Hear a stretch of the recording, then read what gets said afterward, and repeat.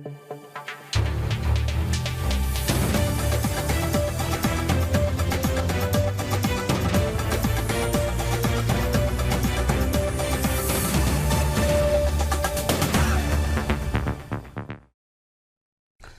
দর্শক, স্বাগত জানাচ্ছি আজকের সম্পাদকীয়তে। সাথে আছি আমি মুস্তফা খন্দকার।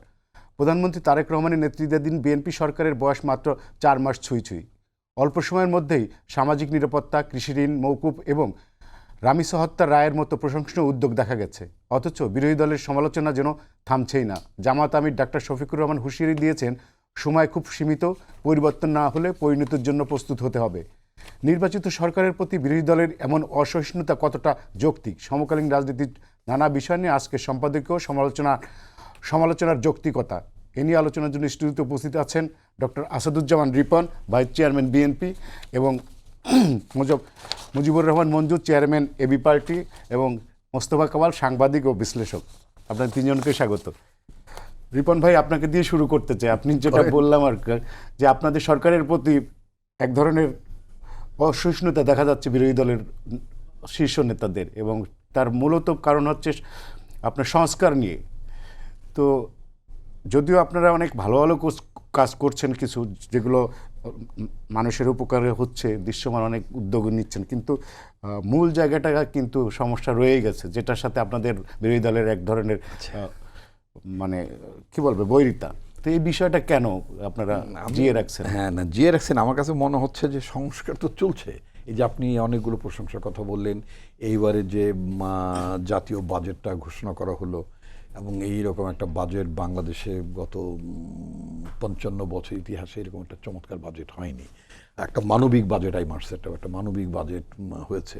এবং যারা বাংলাদেশে বিভিন্ন সময় বাংলাদেশে অনেক প্রথিতযশা অর্থনীতিবিদ যাদেরকে আমরা সবাই তাদেরকে ইকোনমিস্ট হিসেবে চিনি, তারা সব সময় মানে সরকার কোর্স আপনার অর্থনীতির অ্যাঙ্গেল থেকে তো সমালোচনা অনেক কিছু থাকে একটা বাজেটে।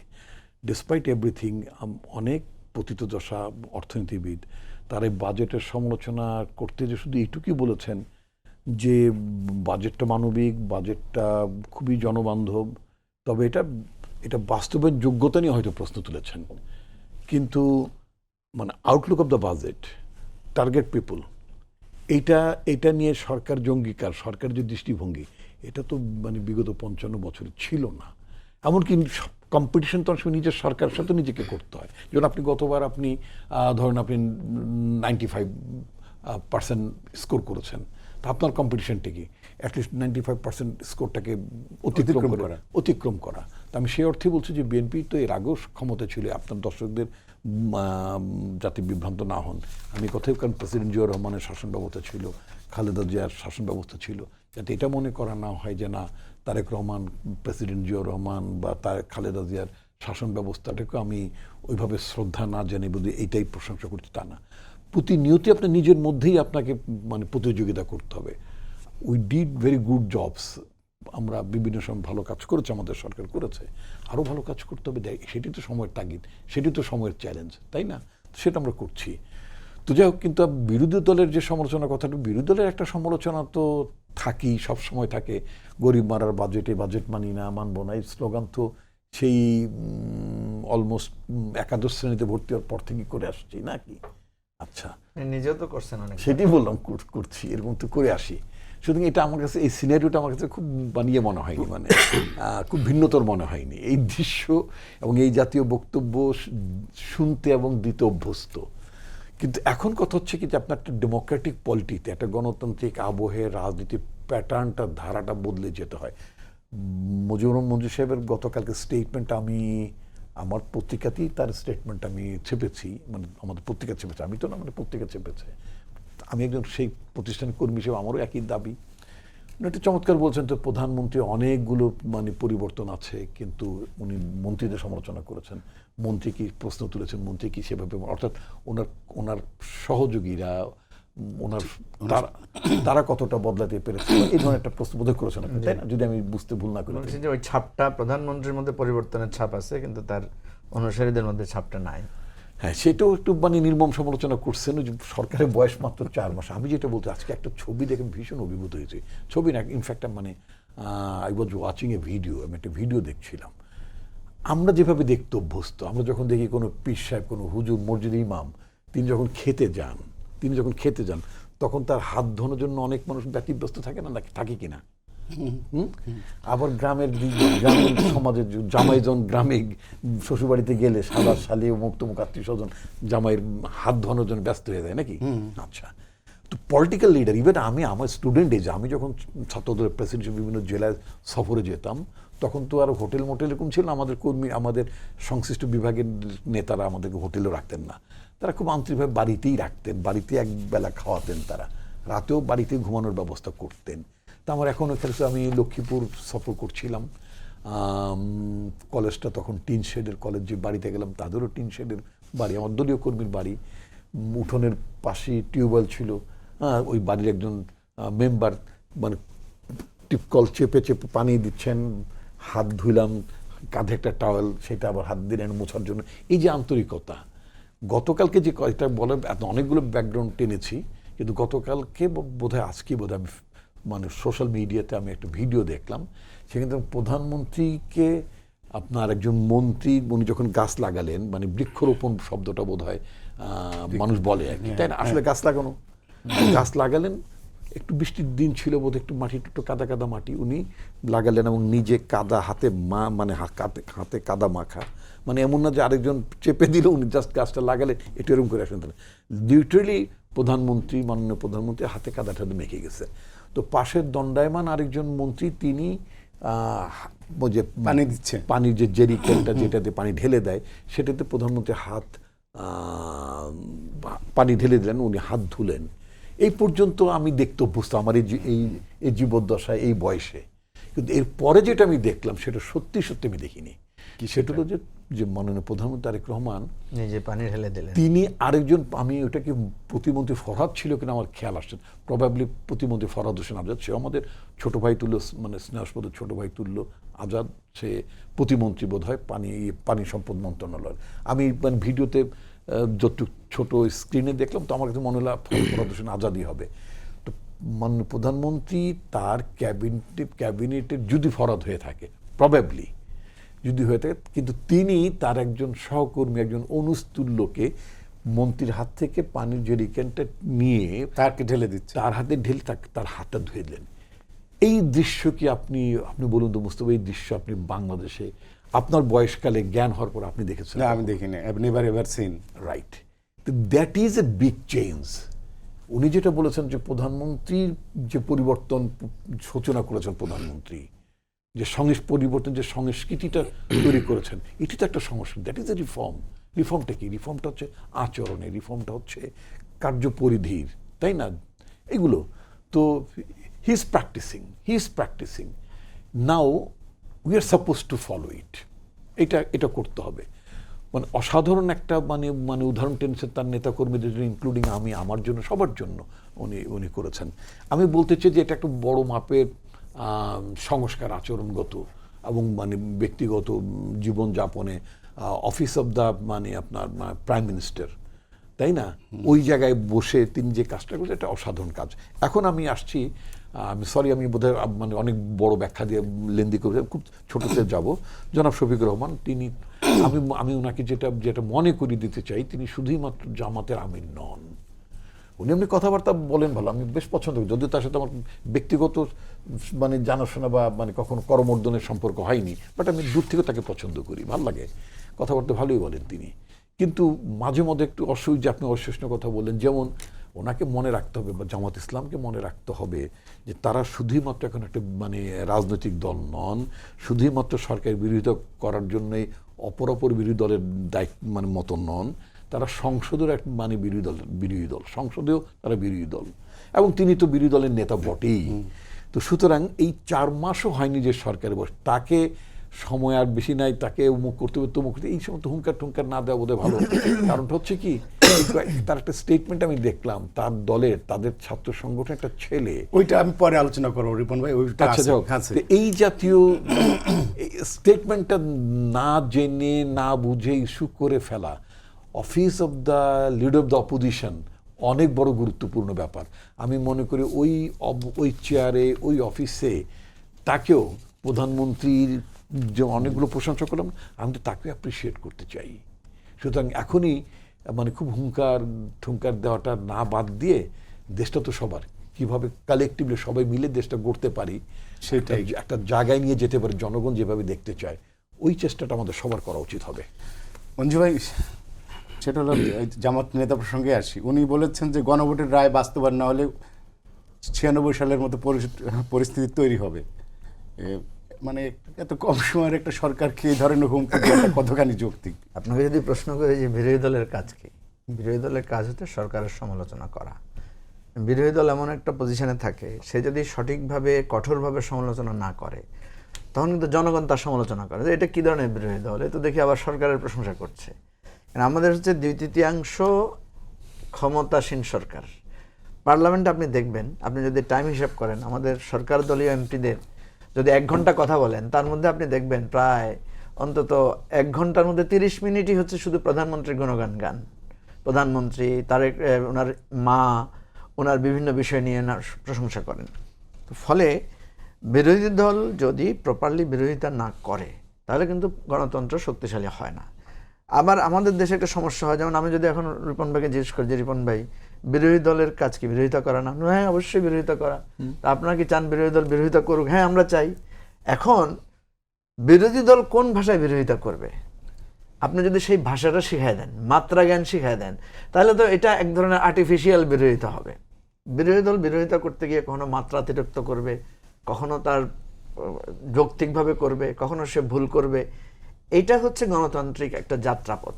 আমাদের বর্তমান যে বিরোধী দল, আপনার এটা পরিষ্কার যে এই বিরোধী দলের অনেক অভিজ্ঞতার ঘাটতি আছে।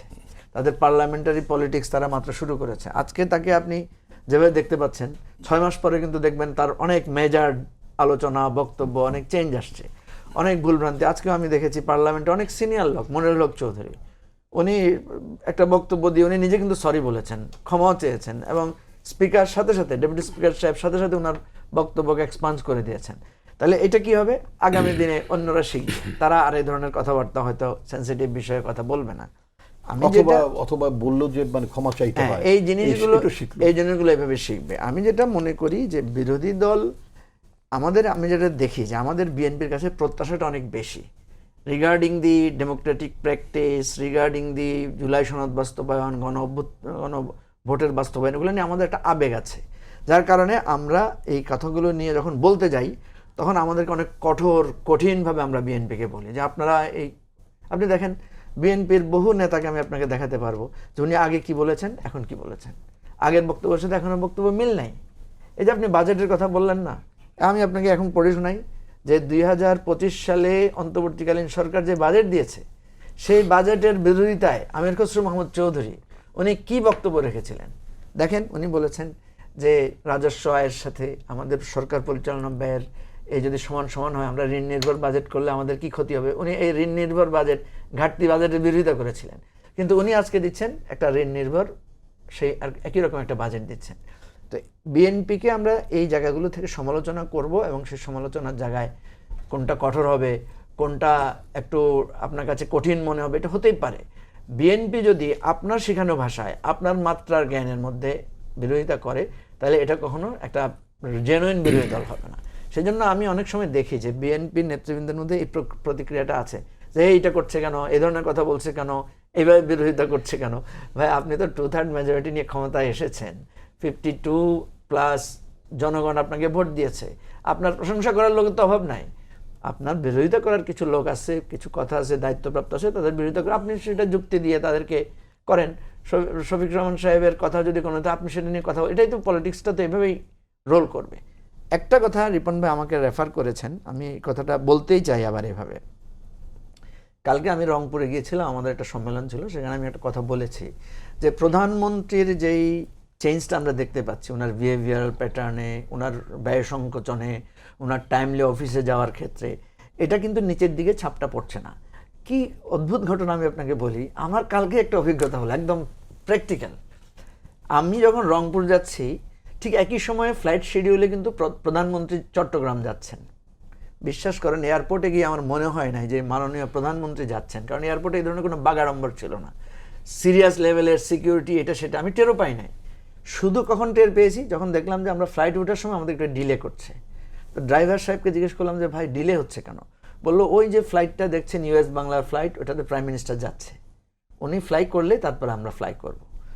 তা আমি দেখলাম কোনো ধরনের তেমন কোনো জাঁকজমক নাই। প্রধানমন্ত্রী যে যাচ্ছেন, ভাই আমরা তো শেখ হাসিনার আমল দেখেছি, ইভেন বেগম খালেদা জিয়ার আমলও দেখেছি, ডক্টর ইউনূসের আমল ধরেন সবচেয়ে দুর্বল যে সরকার সেটাও দেখেছি, সেখানেও কিন্তু জাঁকজমক সিকিউরিটি খুব ছিল। আচ্ছা, প্রাইম মিনিস্টার খুব সাধারণভাবেই উনি একটা সাধারণ একটা প্রাইভেট প্লেনে করে গেছেন। ফেরার সময় একটা মজার ঘটনা দেখেন।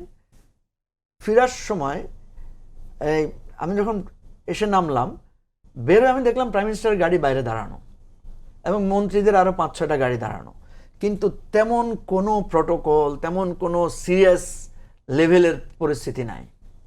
এবং আমি যখন ফিরে আসছি রাস্তা আগে কি দেখতাম, প্রাইম মিনিস্টার যে রাস্তা দিয়ে যাবে Block. সেখানে 50 গজ পর পর পুলিশ দাঁড়ানো থাকে, কিছুই দেখলাম না। এই যে এত বড় একটা চেঞ্জ, দুর্ভাগ্যের বিষয় এর মাঝখানে একটা ঘটনা ঘটছে ভাই, যে ঘটনাটা আমি বলছি রিপন ভাইকে। ঘটনাটাকে দেখেন, রংপুর এয়ারপোর্ট থেকে যখন প্লেনে উঠলাম, হঠাৎ প্লেন ছাড়ার একটু আগে দেখলাম হন্তদন্ত হয়ে বিমানের একজন কর্মকর্তা আসলেন বা ওই অফিসার, এসে বললেন যে দেখলাম যে ওনারা কানাঘুষা করছেন। কি হয়েছে? একটা ভুল হয়ে গেছে। ভুলটা কি? কোনো এক মন্ত্রীর এপিএস যাবেন, ওনার ভিআইপি সিটটা ওনারা অ্যাসিওর করতে পারেন নাই। ঠিক আছে, মন্ত্রীর এপিএসএ মন্ত্রীর একজন এপিএস যাবেন, তার জন্য একটা ভিআইপি সিট রাখার কথা ছিল, রাখতে পারেন নাই। তো ওনাদের কথোপকথনে বুঝলাম উনি বললেন যে স্যার আমার তো কোনো দোষ নাই, উনি তো সেখানে রিমার্কস লেখেন নাই যে মিনিস্টারের এপিএস যাবে, তাহলে তো আমি সিটটা রাখতে পারতাম, কিন্তু রিমার্কস যেহেতু ছিল না আমি এটা রাখতে পারি নাই। তখন যেটা করলেন, সামনে বসা 2 জন যাত্রীকে রিকোয়েস্ট করলেন যে স্যার আমাদের একজন ইম্পর্টেন্ট যাত্রী যাবে, আপনি যে একটু পিছনে যেয়ে বসেন তাহলে। ওই যাত্রী তো বললেন যে না আমি তো যাব না। তো বিষয়টা হচ্ছে খুব মানে ফিসফাস করে আলোচনা হচ্ছে, আমি ওভার ইয়ার করে বুঝলাম। শেষ পর্যন্ত ওই যাত্রী বললেন যে নো, আপনি আমাকে এখানে সিট দিয়েছেন, আমি কেন উঠবো? পুরো প্লেনের মধ্যে যাত্রীদের মধ্যে এটা নেগেটিভ ইয়ে হচ্ছে যে কিরে ভাই এখানে আবার ভিআইপি কি? বসছি একই প্লেনে বসবো, সামনের সিট আর পেছনের সিটের মধ্যে, কারণ ডোমেস্টিকে তো সামনের পেছনের সিটের আলাদা কোনো গুরুত্ব নাই, হয়তো সামনে বসলে আপনি একটু তাড়াতাড়ি নামতে পারবেন, একটু লেগ স্পেস পাওয়া যায়। লেগ স্পেস পাওয়া যায়। যাই হোক, আমি আপনাকে যেটা বোঝাতে চাচ্ছি, এই যে ধরেন প্রাইম মিনিস্টার যাচ্ছে, এই যে আমি এতক্ষণ প্রশংসা করলাম, এই যে আমি বললাম রিয়েলি এটা একদম, আমি যেহেতু হাসিনার আমল দেখছি, এটা আমার কাছে একটা নতুন অভিজ্ঞতা যে রাস্তায় পুলিশ নাই, রাস্তা কোনো আটকানো নাই, কোথাও আমরা বুঝতে পারতেছি না প্রাইম মিনিস্টার সকালে মুভ করছেন, চিটং কক্সবাজার গেলেন আবার ফিরলেন। বলেন প্রাইম মিনিস্টার যদি দিনে 2বার মুভ করতেন, ঢাকা শহরে 2 ঘন্টার জ্যাম পড়তো। আমাদের অতীত অভিজ্ঞতা কি বলে কামাল ভাই, মোস্তাক কামাল ভাই, রিপন ভাই? তো আমি তো অবশ্যই এটাকে অ্যাপ্রিসিয়েট করবো, আমি তারেক রহমানকে স্যালিউট করব যে উনি এই জিনিসটা করেছেন, যদিও সিকিউরিটি থ্রেট নিয়ে আমি আশঙ্কা আছে ওনার। তারপরে দেখেন এখন যদি এই প্রভাবটা যদি নিচের দিকে না পড়ে, একজন মন্ত্রীর এপিএস যদি প্লেন ডিলে করে ওনার সিটের জন্য এগুলো নিয়ে আলোচনা হয়, তাহলে জনমনে প্রাইম মিনিস্টারের যে স্টেপসের যে পজিটিভ ধারণা সেটা কি পিপলের কাছে পৌঁছবে না তো।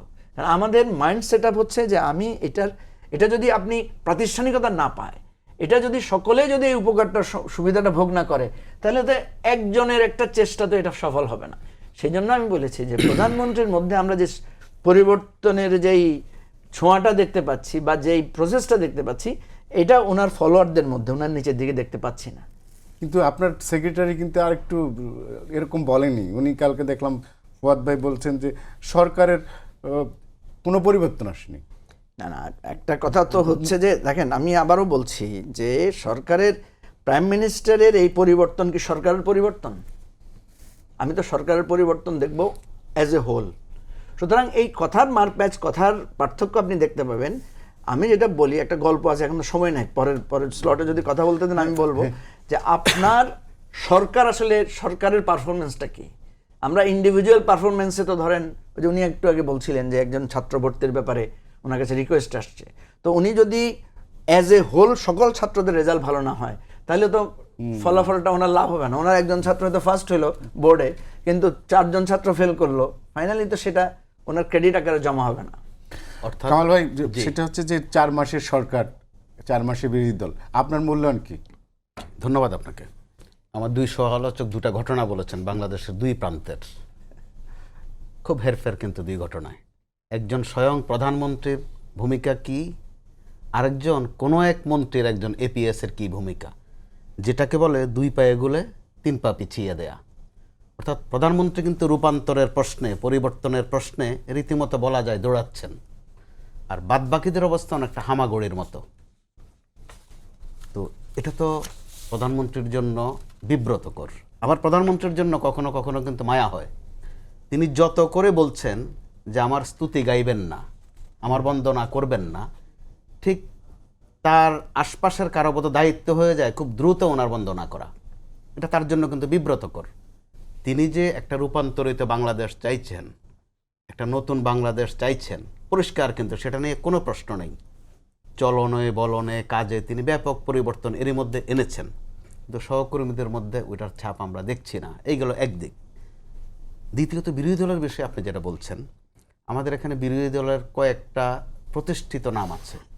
গৃহপালিত বিরোধী দল, আজ্ঞাবহ বিরোধী দল, অনুগত বিরোধী দল, আমরা এইসব শব্দে কিন্তু পাতানো বিরোধী দল, পাতানো বিরোধী দল, তার উপর তো একটা পরবর্তী বললেন তো গৃহপালিত এক পর্যায়ে তো আমি ডামি স্বামীতে চলে আসলো। তো ওই অবস্থা থেকে এখনকার বিরোধী দল যে ভূমিকা পালন করছে, হয়তো ভাষাগত বা মাঝে মধ্যে শব্দে গোলমাল হচ্ছে। আমি সুযোগ হয়েছে আমার 11 দলীয় জোটের বা মঞ্জুবাইদেরটা বা এনসিপি যে একটা ছায়া বাজেট দিয়েছে, খুব তফাৎ কিন্তু নেই। তো তারা যে সমালোচনাটা করছে, ঘাটতির সমালোচনা করছে। তো রাষ্ট্রীয় বাজেট আর ব্যক্তিগত বাজেটে কিন্তু একটু তফাৎ আছে।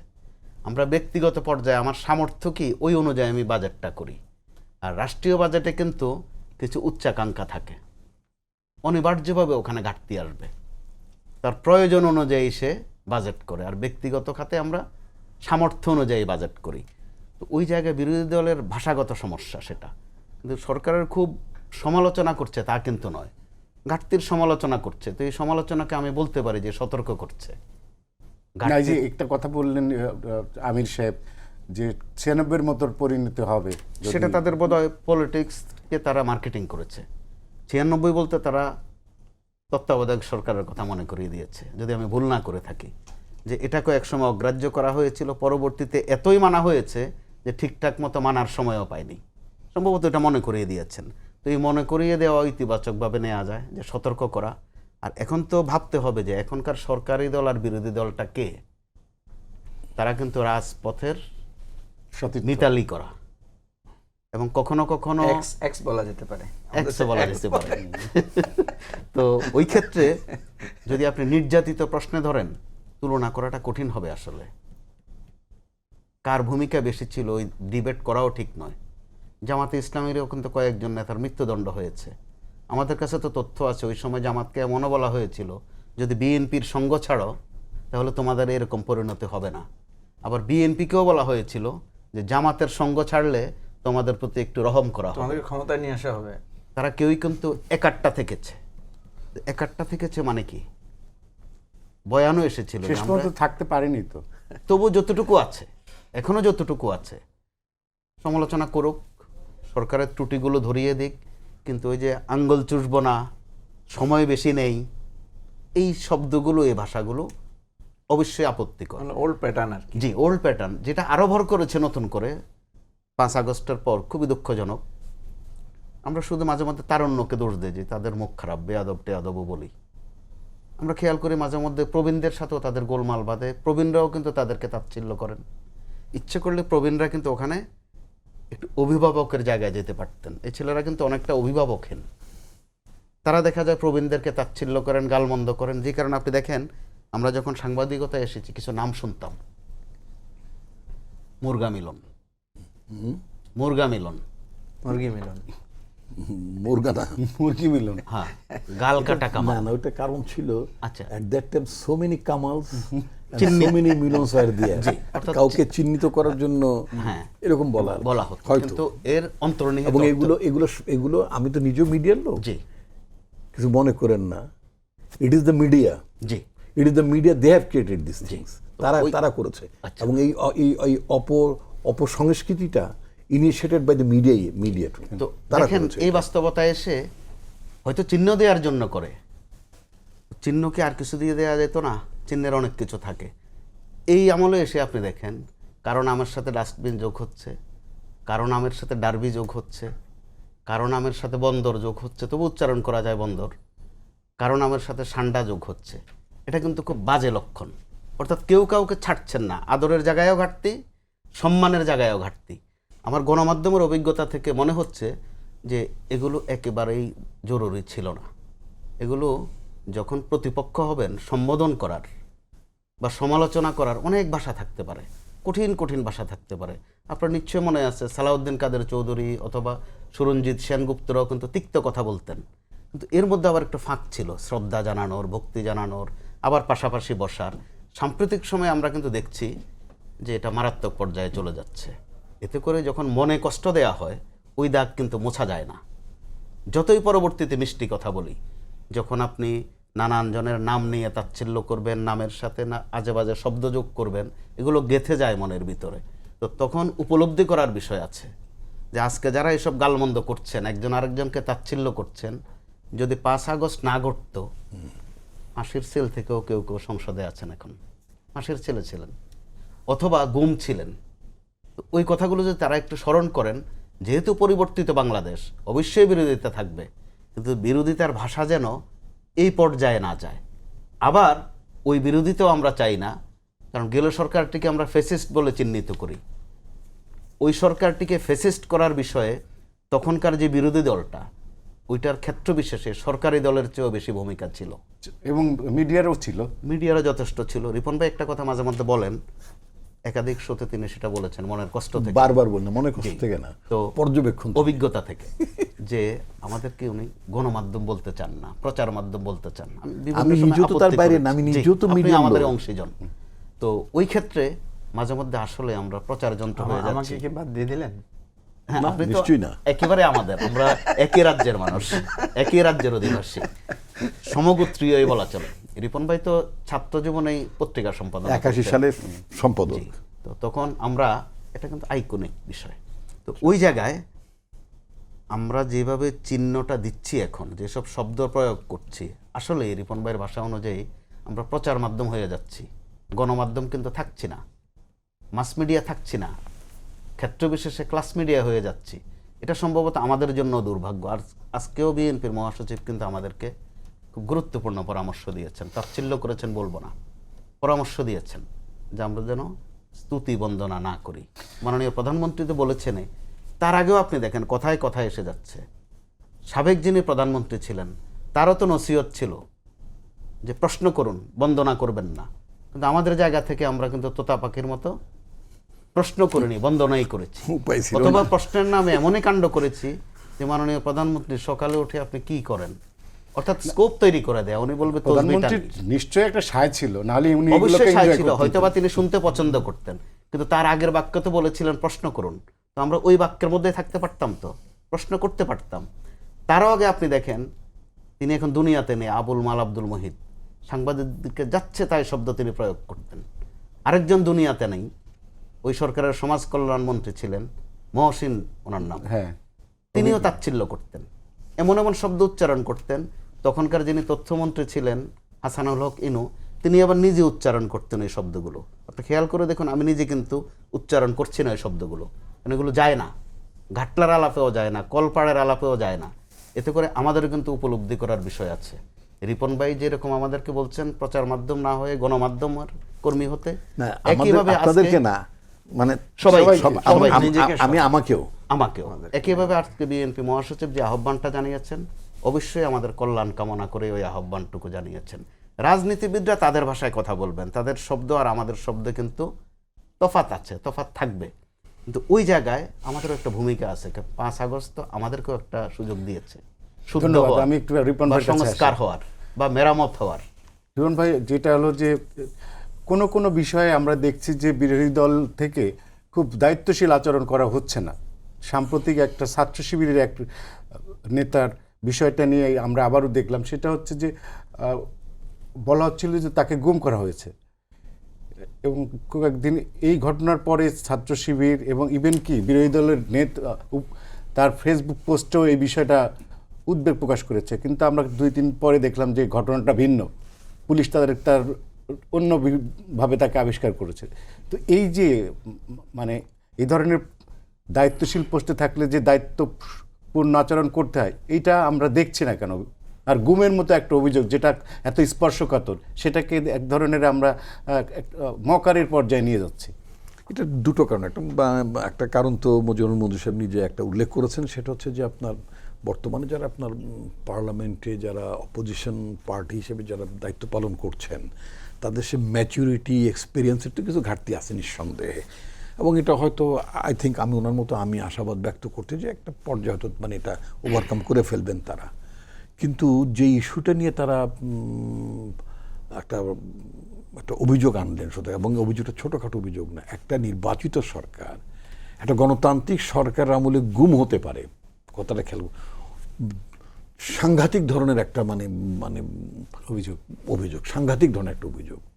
এই অভিযোগটা শুধুমাত্র ভেতরে মানে দেশের অভ্যন্তরে নাড়া দেওয়ার কথা না, সুশীল সমাজে নাড়া দেওয়ার কথা না, ওনার ভাষায় প্রচার মাধ্যম বা আমি যদি সংবাদ মাধ্যম আরেকটু সফিস্টিকেটেডলি যদি বলি সংবাদ মাধ্যম যদি বলি, তাহলে সংবাদ মাধ্যম এই বিষয়টা কিভাবে নিত, হয়তো সেভাবে প্রকাশ করতে পারতো, সেই নিয়ে আমি অন্যভাবে কথা বলি। বাট ইন্টারন্যাশনাল মিডিয়াতে যারা মানবাধিকার বিষয়গুলো নিয়ে যারা আন্তর্জাতিকভাবে কাজ করেন দেশ এবং বিদেশে, যে একটা ফ্যাসিস্ট সরকার বলতে আপনার অনেক পছন্দ, এই শব্দটার আগে আমি আরেকটি শব্দ বলতে যেটা ভেরি মাচ অ্যাপ্রোপ্রিয়েট, সেটা হচ্ছে যে মাফিয়া সরকার। শেখ হাসিনা সরকারকে আমি ফ্যাসিস্ট সরকার শুধু বলে ক্ষান্ত হতে চাই না, আমি এটাকে মনে করি ওটা হচ্ছে একটা মাফিয়া সরকার। ইতালিতে মুসোলিনি, আপনি জানেন ইতালিতে মুসোলিনি ফ্যাসিস্ট ছিলেন, কিন্তু টাকা পাচার করতেন, লুণ্ঠন করতেন, দেশটাকে 12টা বাজিয়ে দিতেন। ইতালিকে কি আরেক দেশে করদ রাজ্য বানিয়ে দেওয়ার অভিপ্রায় ছিল তার? ছিল না। একইভাবে জাতীয়তাবাদী জায়গা থেকে করছেন ওটা। একইভাবে যদি আপনি যদি হিটলারের কথা যদি আপনি নিয়ে আসেন, হিটলারকে আপনি ফ্যাসিস্ট বলতে পারেন, কিন্তু এটা কি বলতে পারবেন যে হিটলারের মধ্যে আপনার মানে মানসিক বৈকল্য ছিল, মানে অপরকে নির্যাতন করার মধ্য দিয়ে এক ধরনের তৃপ্তিবোধ করা, অথবা সম্পদ লুণ্ঠন করা, অথবা জার্মানকে অন্য রাষ্ট্রের পদানত করে দেওয়া, যেটা উনি বরং অন্যদেরকে পদানত করতে চাইছিলেন, যে জার্মান এই তো তার ইয়ে ছিল নাকি, তার মানে সাম্রাজ্যবাদী চিন্তা। আমরা আমাদের প্রসঙ্গে আচ্ছা, তো সুতরাং আপনার শেখ হাসিনা ক্যাটেগরির মাফিয়া, একটা মাফিয়ার যে ক্যারেক্টারিস্টিক্স তার সরকারে, এই যে 650-700 বাড়ি টাড়ি নানান জনের খোঁজখবর পাওয়া যায়। সাবেক প্রধানমন্ত্রীর পুত্রের ডিভোর্স সুটে, মানে তিনি যখন বিবাহ বিচ্ছেদ করলেন, সেখানে মিলিয়ন ডলার ডিল করতে হয়েছে, কারণ ওই দেশের আইন অনুযায়ী স্বামীর যা ইনকাম বউকে ছেড়ে দিতে গেলে বউকে অর্ধেক দিয়ে দিতে হয়, আবার বড়ও যদি থাকে স্বামীরও অর্ধেক দিতে হয়, 50-50 পার্টনার। তো তার মানে এই যে জয় বাবা গোস্বামী, তিনি যে মিলিয়ন ডলার কামিয়েছিলেন শেখ হাসিনার আমলে, দ্যাট ইজ প্রুভড। আচ্ছা, যাক, আমার আপনার মানে বা আপনার ফ্যাসিস্ট মাফিয়ার প্রসঙ্গ শেষ। আমি যেটা বলতে চাই যে এই যে একটা নির্বাচিত সরকার, এটা গণতান্ত্রিক সরকার, অনেক দিন পরে মানুষ ভোট দিয়ে তাদের একটা সরকার এনেছে, সেই সরকারের বিরুদ্ধে, সেই সরকারের আমলের বিরুদ্ধে না, যখন একটা গুমের অভিযোগ থাকে, একটা অপোজিশন অ্যাক্টিভিস্ট তাদের ছাত্র সংগঠনের একজন নেতার বিরুদ্ধে থাকে, অভিযোগটা ভয়াবহ বাজে একটা অভিযোগ। প্রমাণ হলো যেটা আপনি নিজে বললেন যে in fact it was not the case of abduction, এটা কোনো এনফোর্স ডিসঅ্যাপিয়ারেন্সের ঘটনা না। সেই ছেলেটি একটা বিধবাকে ধর্ষণ করেছে, এবং মানে বিধবা আনফর্চুনেটলি তিনি মানে প্রেগনেন্ট হয়ে যান, তার ভ্রূণ এমব্রায়োটার মানে নষ্ট করার জন্য মানে অ্যাটেম্প্ট নেয়, সেই ঘটনার পরিপ্রেক্ষিতে সেটাকে ধানাই পানা করে কেসটাকে ডাইভার্ট করার চেষ্টা করেছে ইত্যাদি, এবং নিজে আত্মগোপনে যে গুমের নাটক সাজিয়েছেন, এবং এটার জন্য তিনি তার সংগঠনকে ব্যবহার করেছেন, তার সংগঠন ব্যবহৃত হয়েছে, এমনকি প্যারেন্ট সংগঠন জামাত ইসলাম, সংগঠন মানে ছাত্র শিবিরের কথা বলছি, তারপর তার প্যারেন্ট সংগঠন জামাত ইসলামকে ব্যবহার করেছেন, খোদ জামাতের আমির বিবৃতি দিয়েছেন, ফেসবুকেই স্টেটমেন্ট ইস্যু করেছেন ইত্যাদি। এগুলো করার মধ্য দিয়ে যে মানে একটা বাংলাদেশের যে একটা মানে শেখ হাসিনা খুব খুশি হতো, বলে এখন কি গণতন্ত্র আছে, এই দেখো এখনও তো গুম হয়, আমার গুমের রানী বলো তোমরা কি করো, বলতো তো বিষয়টা। তো এই জায়গাগুলোতে আমি মনে করি, এবং এটা শুধুই মাত্র আমি অ্যাক্সিডেন্ট বলতে চাই না, আমি বলতে চাই না যে খুব অজ্ঞতাপ্রসূতভাবে হয়তো জামাতের আমির সাহেবের ব্যাপারটা হয়তো আমি বলবো যে হয়তো উনি জানলে হয়তো এই ধরনের স্টেটমেন্ট করতেন না, বাট আরও নিচের টায়ারে, আরও নিচের স্তরগুলোতে তারা যদি এই কাজটা করছে, ওই যে বললেন যে মানে মানে না হলে সরকারকে অমুক করে দেবো, তমুক করে দেবো, দেখে নেবো ইত্যাদি ইত্যাদি, সরকারকে একটা বেকায়দায় ফেলতে চেয়েছিলেন, আমার যেটা বলতে চাই আমি। এবং এইটা হচ্ছে কি এক ধরনের নিজের পায়ে নিজে কুড়াল মারা। To tell you very frankly, আমার একটা রাজনীতি যেহেতু করি, তো ক্ষমতায় যাওয়ারও তো একটা স্বপ্ন চিন্তা থাকে নাকি থাকে না, বাসনা তো থাকে। কিন্তু 4 মাসের সরকারের চুরিটা আমি আবার আপনার অনুষ্ঠানের মধ্যে চুরি চামারির আশাবাদী কোনোদিনই ছিল না। এবং আল্লাহকে হাজির নাজির করে বলতে চাই, মাবুদের কাছে ওয়াদা, দায়িত্বশীল জায়গায় গেলে কখনই জনগণের হক মাল বরখেলাপ আপনি করতাম চুরি না। করে সারতে পারবেন না, এই জন্য এই পথে যান না আর কি। আচ্ছা, না করতামও না, আচ্ছা ফাইন। কিন্তু একটা স্বপ্ন ছিল গাড়িতে একটা পতাকা ঠতাকা উড়ার ব্যাপার।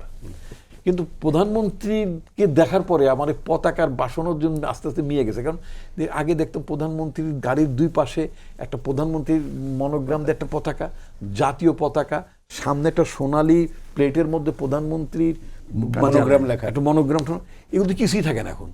না থাকে প্রধানমন্ত্রী মনোগ্রাম, না থাকে জাতীয় পতাকা, না থাকে প্রধানমন্ত্রীর পতাকা। মাঝে মাঝে নিজেও গাড়ি চালান, মাঝে মধ্যে নিজেও গাড়ি চালান।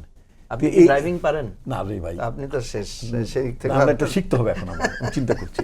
তো ফলে যে একটা পতাকাবাহী গাড়ি ব্যবহারে যে একটা স্বপ্ন দেখতাম যে পথ করে পতাকা উড়ে যেত, সেটাও কিন্তু আমাদের মাননীয় প্রধানমন্ত্রী, আমার দলের নেতা, আমার পার্টির চেয়ারম্যান, তার নেতাকর্মীদের কাছে বলছেন it's not a big matter, জনগণের খেদমত করো, তাতেই তুমি প্রাতঃস্মরণীয় হয়ে থাকো।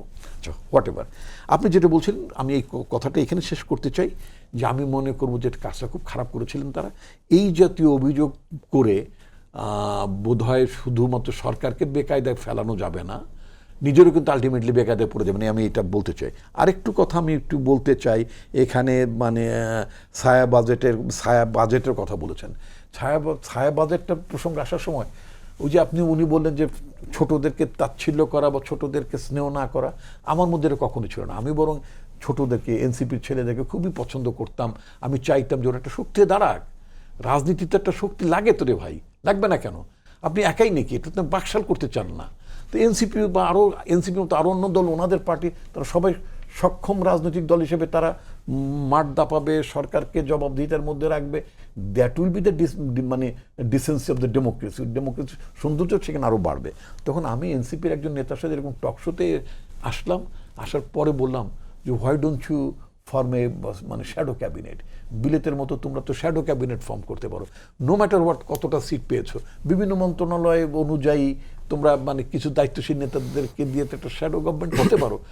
মানে গভর্নমেন্টের নানা বিষয়, সংশ্লিষ্ট মন্ত্রণালয় ইস্যুগুলোতে কথা বলবে, শুধু সমালোচনার কথা বলবে, তোমাদের ধারণাটা ব্যক্ত করবে। এরপরে দেখলাম সেটা তো করতে পারেনি। এরপর একটা ছায়া বাজেট দিয়েছেন। তা আমি চিন্তা করলে ছায়া বাজেটটা তো নামটা তুমি কখন শুনি নেই। আমি যে টুকটাক জটটুক পড়াশোনা করি, ছায়া বাজেটের নামটা আমি শুনলাম না। তখন আই ওয়াজ গুগলিং।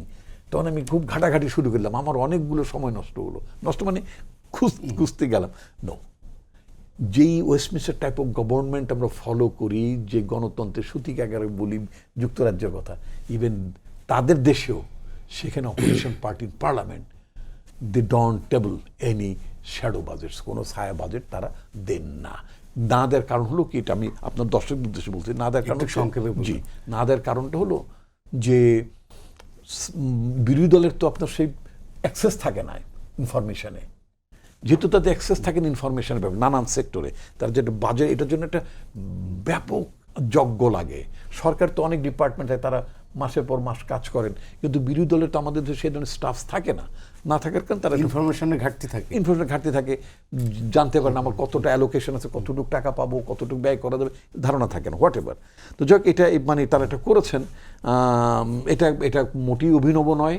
এবং এটা পৃথিবীতে গণতান্ত্রিক দেশগুলোতে, আমি দায়িত্ব নিয়ে বলছি অন রেকর্ড, আমি নিজে এই গুগল করে কোথাও আপনার মানে চ্যাটজিপিটি বলেন, জেমিনি বলেন, আমি বয়স্ক লোক হলে আমার এই প্রযুক্তি জ্ঞানের ঘাটতি নাই, আমি মোটামুটি অ্যাক্সেস করি এবং জানি নাই। আচ্ছা, গেল এটা।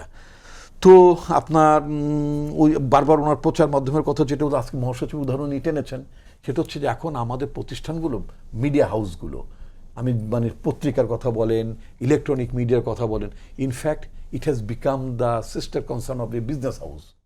আপনার একটা চিংড়ি মাছ রপ্তানি করার প্রতিষ্ঠান আছে, আপনার হাউস হয়েছে, আপনার একটা পত্রিকা বের করবেন, আপনি দুপুরের আলো নানান একটা নাম ঠাম দিয়ে মানে একটা কিছু করলেন আর কি, করতে পারেন তো আপনি, কোনো সমস্যা নাই। তো এইরকম এই সময় এসবের কারণে যখন কর্পোরেট হাউসের পত্রিকা হয়, ওটা আরেকটা কেউ একটা দেখা গেলো বড় একটা প্রতিষ্ঠান করে ফেলো, তারপর তাদের ডিসিশনে তারা একটা আউটলেট বানাবে, আগরার মতো কিছু বানাবে। আজকে দেখলাম এটা কোনো কোম্পানি এরকম একটা মুদি দোকান, মানে স্ট্যান্ডার্ড মুদি দোকান বানাচ্ছেন 12 মিশালি। তো পত্রিকা তাদের একটা হাউসে তারা একটা পত্রিকা বের করবে, এই জন্য এখানে এটা মানে খুব বাড়বে না জিনিসটা আপনার। আর এপিএস এর ব্যাপারটা একটু বলতে চাই, আমি একটু এপিএস এর ব্যাপারটা বলতে চাই। সেটা হচ্ছে কি যে মঞ্জু ভাই ইজ কারেক্ট, যে লোকাল ডোমেস্টিক প্লেনে এই মানে আপনার ওই বিজনেস ক্লাস বা থাকে না, ওই সামনের দিকে একটু প্রথম লাইনে যে বসে একটু লেগ স্পেস পায়। আমি মনে করি না সেই এপিএস, এই democratic government under Tarique Rahman, এই সরকারের আমলে এপিএস নিশ্চয়ই বিমান কর্তৃপক্ষকে বলেনি যে আমার একটা সিটটা সামনে থাকতে হবে। এটা বললে হয়তো যে রিমার্কের জায়গায় থাকতো, তাহলে সামনের দিকে থাকতে পারতো, আচ্ছা ভালো কথা। কিন্তু বিমানের লোকেরা, মানে অর্থাৎ এই এয়ারক্রাফটের লোকেরা, তারা তাদের পুরনো অভ্যাস অনুযায়ী তারা মানে চিন্তিত হয়ে গেছে, মাই গড, মন্ত্রীর এপিএস কে দিতে পারলাম না, মানে তাদের নিজেদের আগের পুরনো কালচার, সেই জায়গা থেকে বেরোতে পারে না। কিন্তু আমি মনে করি না যে আপনার মন্ত্রীর এপিএস সে নিজে এগুলো বলছে, আই ডোন্ট থিঙ্ক, বললে তো সে রিমার্কের মধ্যে বলে দিতে পারতো, সেটাই অ্যাডভাইস থাকতে পারে। ফলে যে ওই ফ্লাইটে যে যাত্রীরা যারা ছিলেন, তারা যদি কি অনুষ্ঠানটা দেখে থাকেন, আমি আপনাদের সেদিনের ঘটনায় বিরক্ত হওয়ার কোনো কারণ দেখছেন। আপনার মেহরবানি করে বিষয়টা এইভাবে একটা ভিন্ন ব্যাখ্যাও চিন্তা করে দেখতে পারেন। মঞ্জু ভাই, আমি অন্য প্রসঙ্গে একটু আসি। আপনি নিশ্চয় শুনছেন যে দুবাইতে সাবেক পুলিশের আইজি বেনজির আহমেদ অ্যারেস্ট হয়েছে, এবং এটাকে সংসদে স্বরাষ্ট্রমন্ত্রী পুলিশের সাফল্য হিসেবে বর্ণনা করেছেন। এবং কিন্তু আমরা যদি অন্যদিকে দেখি, সরকারের এই 4 মাসে আমাদের ল অ্যান্ড অর্ডার সিচুয়েশনকে আমরা খুব ভালো বলতে পারবো না। প্রতিদিনই কোথাও না কোথাও একটা দুর্ঘটনা ঘটছে। তো আপনি সার্বিকভাবে, প্রথমত তো এটা আমাদের জন্য একটা বিগ অ্যাচিভমেন্ট এবং খুবই আনন্দের সংবাদ। কারণ আমরা যেটা সবসময় দেখে এসেছি যে বড় বড় রুই কাতলারা বেঁচে যান, পার পেয়ে যান। সত্যিকার অর্থে যেটা আজকে স্বরাষ্ট্রমন্ত্রী ব্রিফ করেছেন, এটা যদি বাংলাদেশ সরকারের তৎপরতায় এবং দুবাইতে পুলিশ যেটা করেছে সেটা যদি গ্রেফতার করে থাকে এবং তাকে যদি ফিরিয়ে এনে বিচারের মুখোমুখি করা যায়, এটা নিঃসন্দেহে এই সরকারের একটা বড় অ্যাচিভমেন্ট। এবং একই সাথে আপনার ওসমান হাদির খুনিকেও ভারতে যে গ্রেফতার করা হয়েছে, তাকে বাংলাদেশে আনার ব্যাপারেও সরকার একটা কমিটমেন্ট দিয়েছে বা আনার একটা প্রসেস শুরু করেছে, বলেছে। এই দুইটা অবশ্যই সাধুবাদ পাওয়ার যোগ্য। এর সাথে আরও 2-1টা ঘটনা আছে যেগুলো পুলিশের কার্যক্রমের একটা তৎপরতা ফল। আমি কয়েকদিন আগে ডিএমপি কমিশনারের কাছে গিয়ে ওনাকে স্পেশালি থ্যাঙ্কসও দিয়েছি 2টো ঘটনায়। একটা হচ্ছে রামিসা হত্যার 6 ঘন্টার মধ্যে তার খুনিকে গ্রেফতার করা, রাইট। আর একটা হচ্ছে মোহাম্মদপুরে একটা ওই যে 2টা মহিলাকে ছিনতাইকারীরা ধরে তাদের জিনিস নিয়ে গিয়েছিল, সেটাও আমি দেখেছি যে সন্ধ্যার মধ্যে পুলিশ গ্রেফতার করতে পেরেছে। কিন্তু ওই যে কয়েকদিন আগে যে ডলার ছিনতাইয়ের একটা ঘটনা ঘটেছে, সেটা আমাকে পুলিশ কমিশনার মহোদয় বলেছিলেন যে ওনারা চেষ্টা করছেন। অর্থাৎ আপনি যখন এই ধরনের ঘটনায় পুলিশের তৎপরতা এটা প্রমাণ হয়, পুলিশ চাইলে পারে। পুলিশ চাইলে, যেহেতু সারা দেশের মানুষ সিরিয়াসলি প্রেশার দিয়েছে, প্রেশার তৈরি হয়েছে, রামিসার খুনি গ্রেফতার হয়েছে। কিন্তু এটাও সত্য যে আরও অনেক খুনিরা গ্রেফতার হচ্ছে না, প্রতিনিয়ত ছিনতাইয়ের ঘটনা ঘটছে। আমাদের সমাজে প্রচুর দেখি মোবাইল ছিনতাই হয়ে গেছে, এটা হচ্ছে অনেক প্রযুক্তি। আমার 2টা মোবাইল ছিনতাই হয়েছে, এটা আমি এই সরকারের আমলে বলছি না, আগের সরকার আমারও একটা হয়েছিল, বলেছিল যে প্রযুক্তির মাধ্যমে নাকি এগুলো ট্রেস করা যায়। আমি থানায় ঘুরে টুরে মানে লাস্ট আমাকে শুধু অপশন দিয়েছিল যে আপনি যদি কোনো মতে ডিবি অফিসে হারুনের হোটেলে একদিন খেতে যান, তাহলে আপনার মোবাইল উদ্ধার হবে। আমি বলছি না ভাই, আমার ওই শখ নাই যায় সেখান থেকে মোবাইল উদ্ধার করার। তো ঘটনা হচ্ছে এই জায়গায় যাতে আমাদের রাষ্ট্রটা না যায়। রিপন ভাইয়েরটা হলে উদ্ধার হবে, আমারটা হলে উদ্ধার হবে না, আপনারটা হলে হবে, অমুকেরটা হলে হবে না, এটা যাতে না হয়। এখন কথা হচ্ছে, একটা প্রসঙ্গ আপনি যেটা তুলেছেন যে জিসানের ঘটনাটা, এখন আচ্ছা বলেন, জিসানকে leader of the opposition blame করেছেন বা অভিযোগ দিয়েছেন যে তাকে গুম হয়েছে। এখন সে কি গুম হয়েছে না সে আত্মগোপনে গেছে? পুলিশ বলছে সে আত্মগোপনে গেছে। এখন আমরা এই জাস্টিফিকেশনটা কার কাছ থেকে পাবো, এই সঠিক তথ্যটা কার কাছ থেকে পুলিশের পাবো? কাছ থেকে পাবো। এখন পুলিশের কাছ থেকে পাইতে হইলে তো পুলিশের বিরুদ্ধে তো ব্লেম, পুলিশের বিরুদ্ধে তো ব্লেম যে পুলিশ গুম করেছে। যেই কথাটা পুলিশের বিরুদ্ধে ব্লেম, সেই জবাবটা যদি আমি পুলিশের কাছ থেকে পাই তাহলে তো আপনার এটা সলভ হচ্ছে না। আমাকে পুলিশের বক্তব্য প্লাস ওই জিসান ছেলেটার বক্তব্য এটা জানতে হবে। এটা একটা পার্ট যে জিসান কি আসলে গুম হয়েছে নাকি সে আত্মগোপনে গেছে। সে যদি আত্মগোপনে যায় তাহলে কোথায় কোথায় গিয়েছিল, এই 2 দিন বা 1 দিন যে সে ছিল কোথায় কোথায় ছিল, নিশ্চয়ই আরো অন্যান্য লোকেরা দেখেছে। তাকে কিন্তু ছাত্র শিবির থেকে বহিষ্কার করা হয়েছে। আচ্ছা, আমি ওইটা আরেকটা পার্ট, আমি যেটা বলছি আর কি, আমার কথা হচ্ছে জিসান যদি আত্মগোপনে যেয়ে থাকে তাহলে এটার একটা রুট লাইন পুলিশ বের করতে হবে। সে কোথায় কিভাবে আত্মগোপনে গেল, কিভাবে গেল, কোথায় যে আশ্রয় নিয়েছিল, একদিন সে কোথায় ছিল, এই টোটাল আমার এই জায়গাটা জানার দরকার আছে। দ্বিতীয় যেটা আপনি যেটা বলেছেন যে তার একটা চারিত্রিক অবক্ষয়ের কথা, যেটা তার দলের পক্ষ থেকেই তাকে বহিষ্কার করে বলা হয়েছে, এটা আলাদা পার্ট। এটার জন্য মামলা হবে, এটার জন্য বিচার হবে, ভ্রূণ হত্যা একটা যে আইনি বিচার আছে, এটার তো নানা ধরনের ডকুমেন্টারি এভিডেন্স আছে। আমি শুধু এটাই বলতে চাই যে লিডার অফ দি অপোজিশনের এই অভিযোগটা যদি মিথ্যা হয়, সেই মিথ্যাটা কিন্তু প্রমাণ হতে হবে, এবং সেটা যদি প্রমাণিত হয় তাহলে অবশ্যই আমরা ওনাকে দায়ী করব, ওনাকে ওটার জন্য ওনার স্টেটমেন্ট উইথড্র করার কথা বলবো এবং ওনাকে ব্লেম করবো যে উনি এত বড় এই সরকারের প্রতি দিলেন কেন, যতক্ষণ পর্যন্ত এটা ক্লিয়ার না হচ্ছে। কারণ পুলিশের যে ভাষ্য সেটাও কিন্তু এখন আমি চাইলে কিন্তু অনেক ক্রিটিক্যাল ইস্যু আপনার সামনে আলোচনা করতে পারি। কারণ পুলিশ কেন ওই মেয়েকে এখন তার হেফাজতে রেখেছে, কেন জিসানের বক্তব্যটা পাবলিকলি আসা যাচ্ছে না, এই অনেক প্রশ্ন কিন্তু তোলা যাবে। আমার কথা হচ্ছে আমাদের সমাজে এই যে নানা ঘটনা ঘটে, প্রত্যেকটা পলিটিসাইজ হওয়ার কারণে এটা কিন্তু হারায় যায়, এটা কিন্তু রিয়েল জায়গাটা আমরা জানতে পারি না। এই যে গুম কি আসলে হয়েছিল, যদি গুম হয়ে থাকে তাহলে তো এটা সিরিয়াস ইস্যু, আর যদি গুম না হয়ে থাকে সরকারের বিরুদ্ধে এই ধরনের ব্লেম, এটাও তো সিরিয়াস ইস্যু। সুতরাং এই জায়গাটা আমাদের কাছে নিরপেক্ষভাবে ক্লিয়ারটা আসতে হবে, এটা কিন্তু আমরা পাচ্ছি না। এই জায়গাটা একটা অস্বচ্ছতা, অস্পষ্টতা তৈরি হয়েছে। কারণ পুলিশ যেভাবে দাঁড়িয়ে সব কথা গড় করে বলছে, পুলিশের এই জায়গাটাকে চ্যালেঞ্জ করার, জাস্টিফাই করার বা রিচেক করার আমার কাছে তো কোনো অপশন নাই। আমি অপশন পাবো যখন ভিকটিমগুলো, ওই মেয়ের ভিকটিম, জিসানের ভিকটিম এবং আরও যাদের সাক্ষীর কথা বলা হয়েছে যে সে কোথায় কোথায় গিয়ে সে কীভাবে লাকসাম স্টেশনে পাওয়া গেল, এই টোটাল স্টোরিটা জানলেই আমাদের কাছে স্টাবলিশড হবে যে সে আত্মগোপনে গিয়েছিল। এখন 3 মিনিট। আচ্ছা, ঠিক আছে। এখানে একটা বিষয় প্রথমে যেটা এনেছেন বেনজির সাহেবের গ্রেপ্তারের বিষয়, যে ভদ্রলোক অবশ্যই অনজির টাইপের, নজিরবিহীন টাইপের। অনুজিত জি, বেনজির আর অনজির অর্থবোধ একই হয়। তো এই ভদ্রলোককে পুলিশের তার বাদবাকি যে সদস্যরা আছেন তারাও মনে করেছিলেন যে বাংলাদেশের ইহজনমে একজন যোগ্য আইজিপি এসেছেন, ভাব ভঙ্গিতে তিনি ওইটাই ছিলেন। রাজনৈতিক দায়িত্ব তিনি পালন করেছেন। বিএনপি জামাত দুইটা দলকে একসাথে করার বিষয়ে প্রতিবার তিনি এটা উচ্চারণ করতেন, মাটির থেকে নিচ থেকে তুলে আনা, খিচুনে দেয়া। তো ওনার বন্দনা কে না করেছেন, ওনার ছবি নিয়ে কে না ঘুরেছেন, যে ওনার সাথে পরিচয় আছে, এটা এক গুণের বিষয়, আর সাথে একটা ছবি থাকা তো আরও বেশি গুণের বিষয়। তো এই ভদ্রলোক যখন তার বিরুদ্ধে স্যাংশন আসলো, আপনি মনে করে দেখেন ওই সময়ের কথাগুলো তাচ্ছিল্য করা। র্যাবে তিনি ক্যারিসমেটিক, যে এরকম র্যাবের ডিজি আর বাংলার জমিনে আসবে না। পুলিশের আইজিপি, যে পরবর্তীতে হয়তো বিপ্লবরা, হাবিবুররা অথবা প্রলয়রা অথবা কৃষ্ণরা এরকম কিছুই স্বপ্ন দেখেছিলেন যে তারাও একজন নজির তৈরি করবেন, একজন বেনজির হবেন। 4 বার বিপিএম পদক পেয়েছেন। জি, আবার আপনি দেখেন অঢেল সম্পদের মালিক, অঢেল সম্পদ। আবার দেখেন সম্পদ করতে গিয়ে যেটা গণমাধ্যম কৃপণতা করেছে কেউ কেউ ওই সময় প্রকাশ করতে, গোপালগঞ্জে মতুয়াদেরকে উচ্ছেদ করা, তাদের সম্পত্তি আয়ত্ত করার বিষয়ে কে না সহযোগিতা করেছেন তাকে ওই সময়ে, তারা কিন্তু এখন আলোচনার মধ্যে নেই, সব বেনজিরের উপর গিয়ে পড়ছে। সে আরাব খানের কথা চলে আসে, দুবাইয়ের যে হুন্ডি ব্যবসায়ী অথবা স্বর্ণ চোরা চালানি। তো তার ওই সাম্রাজ্য গড়ার পেছনে যাদের যাদের অবদান আছে তারা কিন্তু আলোচনায় নেই, আপনি খেয়াল করে দেখুন। এই গেল একদিক। দ্বিতীয় দিক যেটা খুব বেদনার, আপনার জন্য, আমার জন্য, আরও অনেকের জন্য বেদনার, তাকে একটা ডক্টরেট ডিগ্রি দেওয়ার জন্য ঢাকা বিশ্ববিদ্যালয় কি না পরিশ্রম করেছে।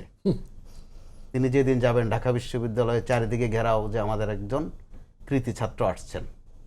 তো ঢাকা বিশ্ববিদ্যালয়কে কোন পর্যায়ে নিয়েছেন গেল, সে কিন্তু পাস করছে ছাত্র। জি, পাস করছে 47% নম্বর নিয়ে। ভাই, সে 500 কোটি টাকা 600 কোটি টাকার প্রপার্টি, তার একটা ইম্পর্টেন্স থাকতে হবে না? বিশাল। তো ওই ক্ষেত্রে তিনি যদি আপনি বলেন যে বাংলাদেশের যে আইকনিক চরিত্র তিনি ধারণ করেছেন পুলিশের মধ্যে, তো ওই পুলিশ তো এখনও আছে। আমরা বলছি পুলিশ সক্ষম কিনা, সক্ষমতার প্রশ্নে দ্বিমত নেই, এই পুলিশ অবশ্যই সক্ষম। আপনি দেখেন কানের উপর দিয়ে যাওয়া একটা কথা আছে, স্বরাষ্ট্রমন্ত্রীর বাড়ির খুব কাছে কিনারে গত 2 দিন 2টা ঘটনা, রাউজানে একটা একটা রাউজানে আর একটা হচ্ছে আনোয়ারায় যুবদল নেতাকে হত্যা করা হয়েছে, আবার মা এবং তার মেয়ে দুজনকে হত্যা করা হয়েছে। কখন? ঠিক প্রধানমন্ত্রী যখন কক্সবাজার অঞ্চলে আছেন। কখন? যখন 11 দলীয় জোটের বিশাল সমাবেশ চট্টগ্রামে, এটাকে আমাদের আঞ্চলিক ভাষায় বলে যে কানের উপর দিয়ে যায়, খুব সেন্সিটিভ সময়। ওই রকম সময় আপনি আবার দেখেন চট্টগ্রামে আমাদের যেই ক্রিকেটার নাইমকে মারধর করে পুলিশ কিন্তু আরেকটা সক্ষমতা দেখিয়েছে, যে তাদের মধ্যে কিন্তু এখনো বিপ্লব আছেন, বা যাদের মধ্যে এখনো কেউ কেউ হয়তো বা বেনজির হওয়ার স্বপ্ন দেখেন। পারফরমেন্সটা এইরকমই কিন্তু তাদের ছিল। এরকম একটা জায়গা থেকে স্বরাষ্ট্রমন্ত্রী নিজেও বোধহয় একটু বেশি তোপের মুখে আছেন। তার দায়িত্বের এমনিতে অনেক দায়িত্ব তিনি পালন করেন, তো নিজ দায়িত্ব বোধহয় আরও বেশি করে পালন করা লাগতে পারে, অন্তত এই সাম্প্রতিক এই সময়টাতে। আর গুম বিষয়ে আমি 30 সেকেন্ডে শেষ করে ফেলি। গুম বিষয়ে জামাত বা শিবির যে কাণ্ডটা করেছে, আপনিও প্রশ্ন করেছেন সরকারের 4 মাস, তো বিরোধী দলেরও তো 4 মাস, প্রধানমন্ত্রীর 4 মাস, বিরোধী দলীয় নেতারও কিন্তু 4 মাস। বিবেচনার বিষয় আছে যে ওনারা কতটুকু করেছেন। এই কড়াকড়ির মধ্যে এই গুমের যে কাণ্ডটা বা যে নাটকটা হয়ে গেল, দুই দিকে কিন্তু অস্পষ্ট বিষয় আছে। আওয়ামী লীগের জন্য কিন্তু এটা বিনোদনের, স্বস্তির। আগের স্বরাষ্ট্রমন্ত্রী বলতেন, আগের স্বরাষ্ট্রমন্ত্রী বলতেন যে গুম বলে কিছু নাই, ঘুম আছে, যে তারা হয়তো কোথাও পাওনাদারের ভয়ে ঘুমায়। দেখেন আপনি সময়ের ব্যবধানে এই কাজটুকু সরকারকে যেমন বিব্রত করেছে, একইভাবে 4 মাসের বিরোধী দলকেও কিন্তু একটা আপদের উপর বিপদে ফেলেছে। আর প্রকারান্তরে আওয়ামী লীগকে রিল্যাক্স দিচ্ছে, বিনোদন দিচ্ছে। তারা যদি এই অনুষ্ঠান দেখে থাকেন, তারা হয়তো কামনা করবেন যে এই ধরনের কিছু আরো ঘটতে থাকুক, যে আমাদের নামটা মুছে যাক, নতুন করে এই আলোচনা আসুক। এটা কিন্তু সবার জন্য খুব বেদনার। যারা গুম হয়েছেন তাদের জন্য খুবই বেদনার, গুমের পরিবার শিকার পরিবারগুলোর জন্য বড় কষ্টের। এই উপলব্ধিটা সরকারি দল এবং বিরোধী দলের বরং একটু বেশি করে থাকা উচিত, কারণ তারা উভয়েই কিন্তু গুম, নির্যাতন, খুন এটার শিকার হয়েছিলেন এবং নিষ্ঠুর নিপীড়ন সয়েছিলেন। ওই যন্ত্রণাবোধ অমাবস্যা পূর্ণিমার ব্যথার মতো তাদের মধ্যে এখনো আছে, বা থাকা উচিত, বা অন্তত উপলব্ধি করা উচিত। স্বরাষ্ট্রমন্ত্রী নিজেও তো সেই যে অবস্থায় তিনি ওই শিকার ছিলেন, ওই ব্যথা, ওই বেদনা, ওই যন্ত্রণা তো তারও জানার কথা, মনে থাকার কথা। শৃঙ্খলা পরিস্থিতি নিয়ে তো আপনার যে রিপোর্ট পাচ্ছে যে আপনার 600 লোকের মৃত্যু, বিভিন্ন ধরনের ঘটনা, আইন শৃঙ্খলা পরিস্থিতিতে আপনি খুব পজিটিভলি দেখার সুযোগ নাই, এবং এটাতে খুব বেশি যে উন্নতি হয়েছে তা না।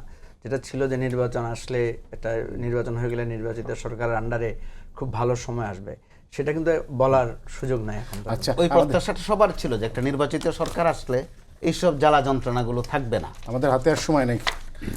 মুস্তফা কামাল ভাই, মঞ্জু ভাই এবং রিপন ভাই, আপনার 3 জনকে ধন্যবাদ। দর্শক, এই ছিল আজকের সম্পাদকীয়তে। আগামীকাল আবার দেখা হবে একই সময়। শুভরাত্রি সবাইকে।